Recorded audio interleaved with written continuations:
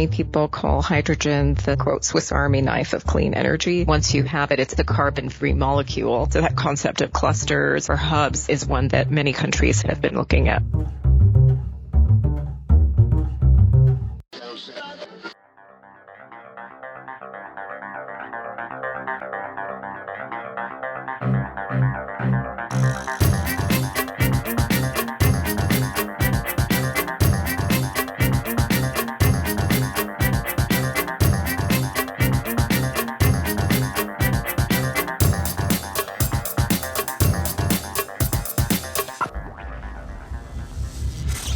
This is EnergyCast, and I'm Jay Downhauer. Today we're talking about a roadmap to a future with clean hydrogen. Late last year, the Department of Energy released a plan to get us to 50 million metric tons of clean hydrogen, that'd be the carbon-free variety, by 2050. They also announced an H2 Hubs program, regional partnerships closely matching clean hydrogen producers with consumers with as little new transportation infrastructure as possible. We're starting to hear a lot more about hydrogen and its versatility. You heard my guest in the cold open. This clean energy Swiss Army knife can be generated from renewable energy, stored at a massive level, and deployed again as electricity, fuel, or a feedstock. The combinations are extensive. My guests in these eventual H2 Hub recipients have their work cut out for them. DOE wants to get to 10 million metric tons of clean energy by 2030. We produce exactly 0 million tons today. And the U.S. currently produces 10 million tons of hydrogen the old-fashioned way, natural gas steam reforming, which produces CO2. Hydrogen also costs a lot compared to fuels like gasoline. In fact, at least one hydrogen fuel vehicle manufacturer on the market will pay you $15,000 in complementary fuel, since the current gasoline equivalent can be as high as $8 a gallon. But it's initiatives like these that are bringing government, science, and industry together to quickly bring down the costs and plant the seeds of an infrastructure that can stretch coast to coast. And it may all start with these hydrogen hubs. My guest today is Dr. Sanita Satyapal, Director of the Hydrogen and Fuel Cells Technology Office at the Department of Energy. As I mentioned earlier, her department released a 2050 hydrogen roadmap last September. They also announced a $7 billion H2 Hubs initiative, which we'll hear more about later this year. I had an opportunity to read the roadmap prior to our interview. My focus really came down on hydrogen costs, building out the pipeline infrastructure, and how soon we could see cars easily drive across the country on hydrogen. I remember reading a biography of Dwight Eisenhower, where the future president led an effort in 1919 to drive across the United States with the Army. It took 61 days. Back to my guest, I was floored by the number of programs, awards, and initiatives currently underway for hydrogen. It's enough to keep anyone busy, let alone take time to talk to me. I hope you enjoy my conversation with Sanita Satyapal.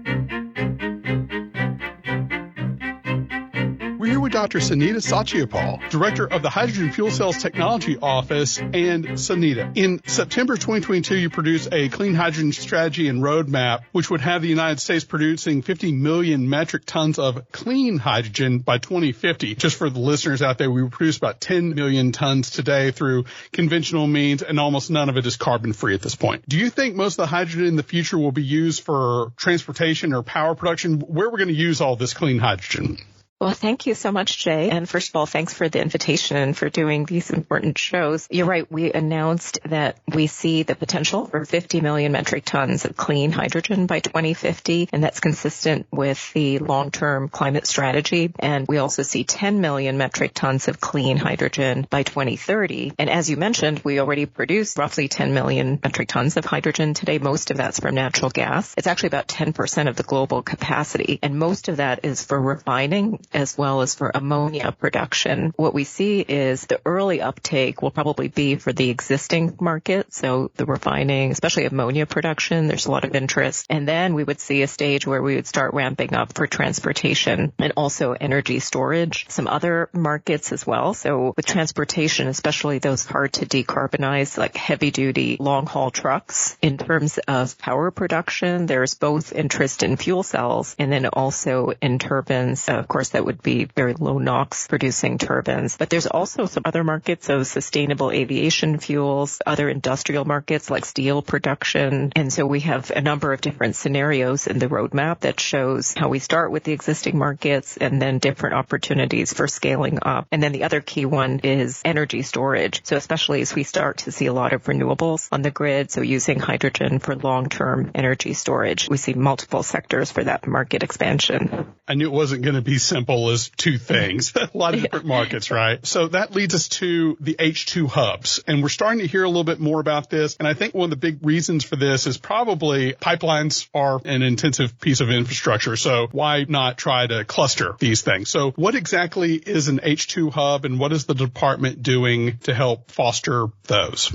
Thanks so much. There's lots of attention on the hubs, the $8 billion announced. I want to mention, by the way, that in addition to my role as director for the Hydrogen and Fuel Cell Office, I'm also the DOE Hydrogen Program Coordinator, and we have many offices involved in hydrogen these days at Fossil Energy, Carbon Management, Nuclear, and then the newest Office of Clean Energy Demonstrations, which will be managing the hubs, and my office is also supporting that. But the actual definition of the hubs in the bipartisan infrastructure law is essentially clean hydrogen producers and the end users or the off-takers and the connective infrastructure in close proximity. So the idea is really to ensure that you don't just have the hydrogen supply. And it stipulates, again, the definition of the hubs that you could have fossil with CCS, nuclear, renewables, and then you could have multiple off-takers. So it could be transportation, industrial, power production, and so forth. But the key is really to not focus only on the production. So, for example, electrolysis, because we have to avoid stranded assets and make sure we have those off-takers. And then, of course, if they're in relatively close proximity, then that could help to reduce the investment needed for the pipelines and the infrastructure. And it really helps to develop that cluster. So that concept of clusters or hubs is one that many countries have been looking at. Sunita, how big would you think a hub would be? Are we talking about the greater Philadelphia area? Are these multi-state? How geographically large would you imagine each hub would be? The funding announcement is still open. The deadline is in April, so I won't be able to say too much about it, but I can say that the initial thinking, a minimum of about 50 metric tons of hydrogen per day. I think we'll be able to say a lot more once the hubs are selected. Gotcha. Leave it up to interpretation. Let them describe for you. At this moment, what do you think the biggest challenge is facing the hydrogen industry? Is it the cost to produce it? We talked a little bit about the infrastructure. That's why we're trying to do these hubs first. And what's the first step toward moving our infrastructure over to hydrogen? I think you even in the roadmap described a couple of phases, right? Right. Thanks for mentioning that. We had a summit when we launched a hydrogen shot to reduce cost. We asked that exact question. We got feedback from roughly 3,000 stakeholders, industry and various stakeholders, government, states. One of the biggest challenges we keep hearing is still the cost to the end user. And we now have policies in place like the tax credit and so forth that will help reduce the cost of production. We still have the infrastructure. That was the next big challenge, is that just isn't sufficient infrastructure, whether it's pipelines or even in near term tube trailers or storage for large amounts of hydrogen. We have 3 geological caverns in the U.S. In fact, one of them is the world's largest in Texas, but we're going to need to store and move a lot of hydrogen or through a carrier. One of the other challenges that stakeholders reported was just public awareness and even understanding about hydrogen and the various technologies. And then the other was basically continuing to improve the performance of the technologies, whether it's the trucks or delivery and storage technologies, compressors. Even though we're seeing lots of interest and lots of momentum, we still need continuing cost reductions and performance improvements. And then the other was codes and standards, siting, permitting. Those are all just a few examples of the challenges. I would take it that the long distance pipelines would probably be the last piece in a H2 infrastructure. Am I wrong? Is that pretty much when you know you're done? That's an interesting question because it really depends. It's very application and scale dependent. For example, today, when you look at some of the applications like trucks or heavy duty transport, there are very few stations and they're very low volume. So it doesn't make sense to build the pipeline. Like you said, that would come much later. Most of the way you transport hydrogen is from tube trailers, so either gaseous or liquid. But where, for instance, you have existing assets like the refining or ammonia plants, and you may already have some pipeline, then it may make more sense to just extend that pipeline for that infrastructure. In some cases, if the end use requires liquid hydrogen, then you wouldn't use a pipeline. So when it comes to really large-scale investments and building out the infrastructure, then I think you're right. You'd have that pipeline as the last piece. But in the early phase, also, again, depending on how you need to connect the production with the end use, we may also need to see some pipelines in the early phases, but not like a complete build out of pipelines. like a transcontinental pipeline, for instance. That'd be the last piece, I suppose. And getting a little bit more into this pipeline deal, you're already doing work on that. Your office has another program called the High Blend Initiative, which is interesting to me because it aims to determine how much existing infrastructure can be used for hydrogen, like natural gas pipelines. And for those of us who know a little bit about this sort of stuff, we know you can put a blend of H2 and natural gas into almost any natural gas pipeline, but there are very few existing natural gas pipelines that are good for 100% H2. So what do we know so far about our existing infrastructure? Are there a lot of natural gas pipelines that could handle pure H2 at this point? Yeah, that's a good point. There's only about a little over 1,600 miles of dedicated hydrogen pipeline just for pure 100% hydrogen. There are a lot of different studies. In fact, we get this question a lot. And some small percent of hydrogen is actually present in some of the pipelines, roughly 1% or so, just because it's a byproduct of some of the gasification and processes. And so there have been different studies. For instance, in the U.S., Hawaii Gas has actually been providing blends for quite some time to their customers, 10 to like 12%. We had a study that showed about 8% blend was possible. There are various values out there. It depends on the type of material, the type of pipeline, also the operating conditions, pressure, and so forth. And like you said, our High Blend Initiative, which we launched, which includes national labs and industry, in fact, over, 30 partners now evaluating the blending limits under different conditions. And very recently, in fact, SoCalGas demonstrated blends of 20% at their site in California. And in fact, they built a zero emissions house that is using the 20% blend in their home appliances. So they have an electrolyzer producing hydrogen and blending that level, that concentration. So we'll be continuing to look at evaluating the different percentages along with our fossil energy office, our office, and with industry and with the High Blend Initiative. And we also have another initiative called HMAT, Hydrogen Materials Consortium, that will look at issues like embrittlements and so forth with the pipelines. Right. My understanding of the difference between H2 and natural gas and the pipelines ends there. For the listeners at home, and actually me included, why can't you put pure H2 into a natural gas pipeline? And what's the difference in, I guess, the expense, what it takes to go from a natural gas pipeline to an H2 pipeline? Yeah, and I think a lot of it depends on the type of material. So if you look at some of the conventional pipelines that are made of steel, one of the challenges with hydrogen is it's a really small molecule and it can basically diffuse into the material. It depends on the type of steel. It's typically high strength, low alloy steels that are not very good for hydrogen. And so you can form cracks, this mechanism called embrittlements, and basically diffuse and eventually crack the steel. But there are other methods such as fiber reinforcement pipeline, these polymers, concepts of putting a sleeve, basically an insert that would help prevent the hydrogen from diffusing into the material. Our pipelines have been built over so many decades, so there are different types. We've been working again with our labs trying to understand the mechanisms. How do we ensure, let's say, a thicker material or, as I mentioned, a liner that could help reduce the permeability. There's no blanket statement that we'd be able to use X% of hydrogen in all the pipelines because there's just so many different variables. But I think that's where it's really important for these types of initiatives like High Blend and the government plus industry work to get to some of those answers. I didn't know I was going to be doing so much pipeline talk in this interview. I apologize.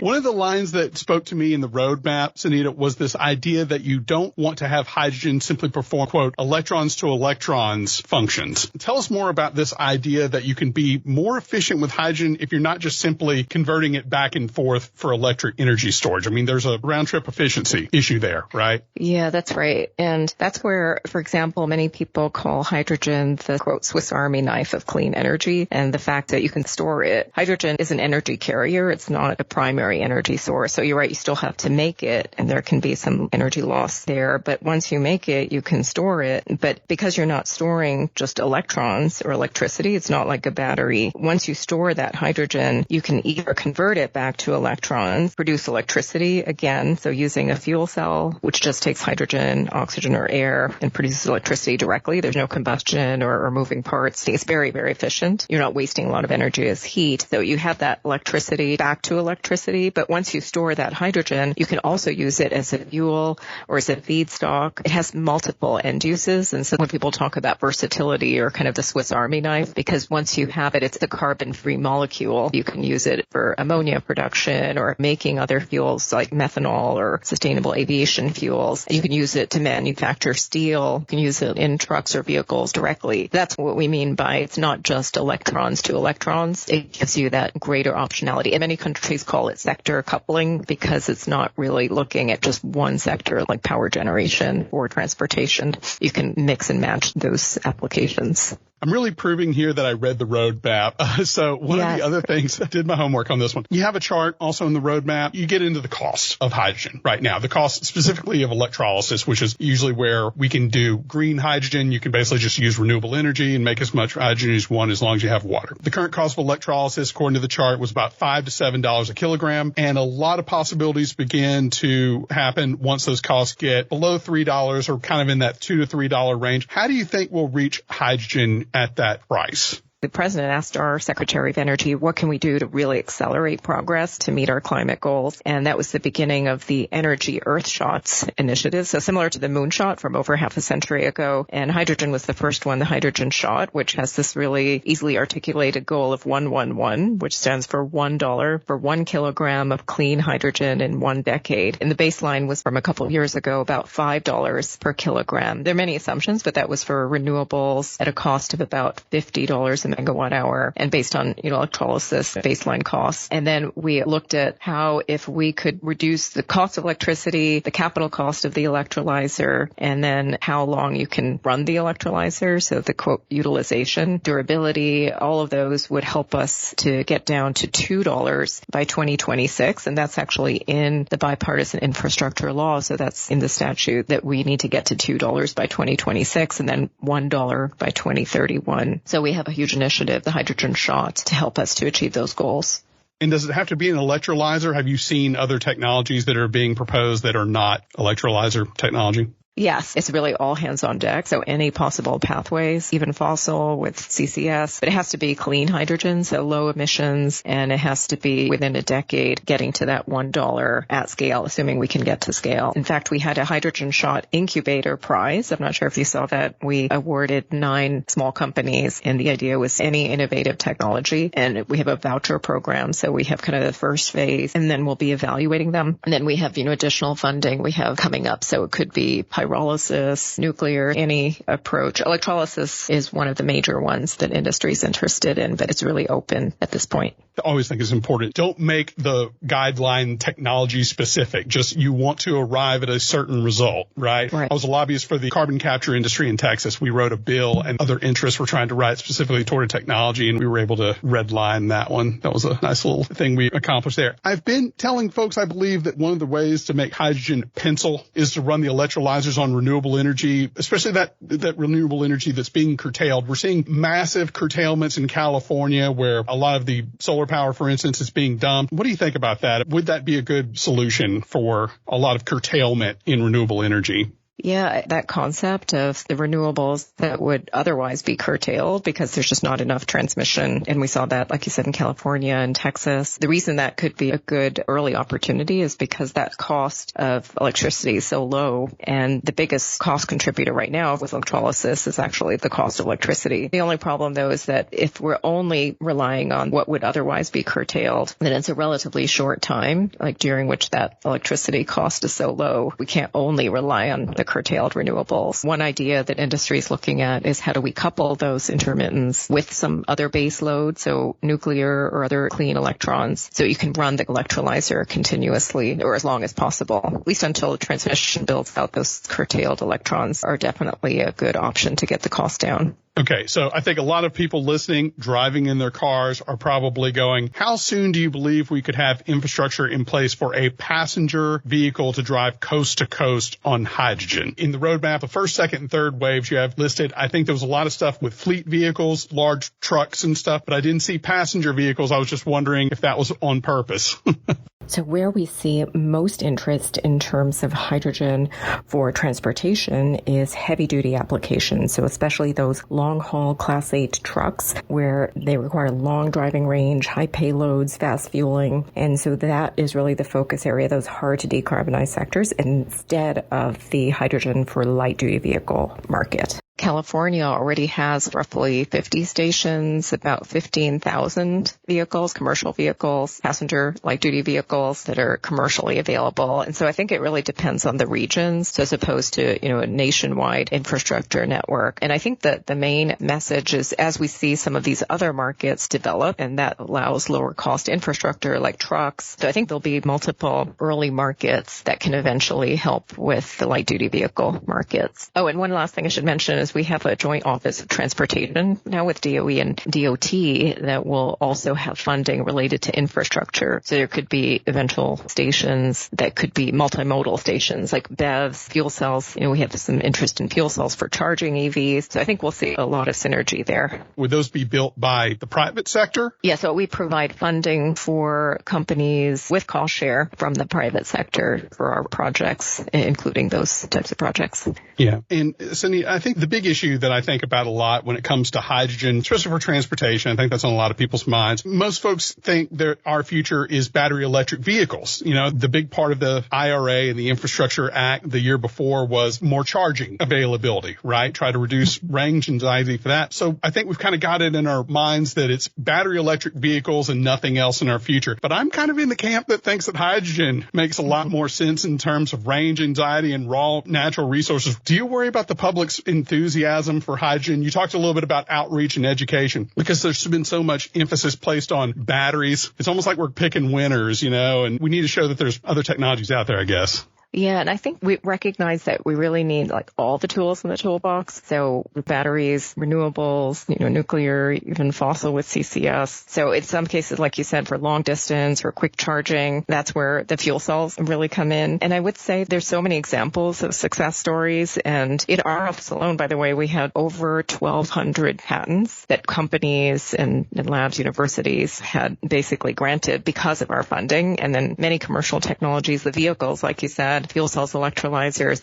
But the one I wanted to give you as an example is a niche market, which was forklifts. And we funded with the Recovery Act some of the early demos. And that was where they made a lot more sense instead of the batteries because you needed a long time to charge. We needed zero emissions in the warehouses. And now we funded some of the early demonstrations. And now there are over 50,000 hydrogen fuel cell forklifts and major companies in the zero emissions in the warehouses. In fact, every few seconds, some customers refueling with hydrogen. And so there was a very clear example where a hydrogen fuel cell case made sense. And so like you said, I think there'll be certain examples where there's more of a market driver. And so we don't pick the winners, like you said, but it is true that there's just a lot fewer stations and there's a lot of investment in the charging stations. So I think we'll see, again, all the tools in the toolbox, but these examples of niche markets, there's so much interest in hydrogen now and clean hydrogen. In fact, over 30 countries have national strategies.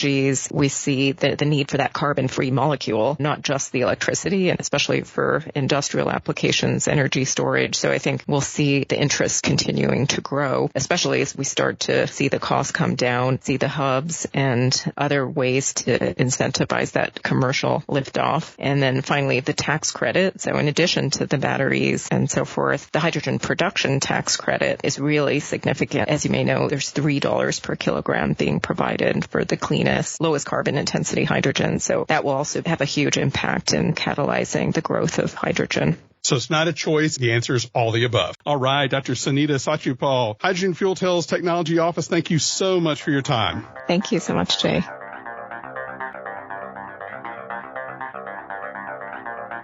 That was Dr. Sunita Satyapal, Director of the Hydrogen and Fuel Cells Technology Office at the Department of Energy. Sunita mentioned a program to deploy hydrogen-powered forklifts. One of the beneficiaries of that effort was Plug Power, my guest from episode 66. I want to thank Sunita for her time as well as John Horst at the Department of Energy for setting this up. You can find plenty of pictures for this episode on energy-cast.com as well as on Instagram at HostEnergy and Twitter at HostEnergyCast. All guests are sent the raw and completed audio the week of release. So far, no complaints. Be sure to leave us a positive review on iTunes. That gets the word out. Music was produced by Sean Stroop at Stroop Loops. That wraps up episode 162. Be sure to join us next week when I share my panel at this year's PowerGen conference on the best business model for energy storage. Until then, I'm Jay Downhauer. We'll see you next time.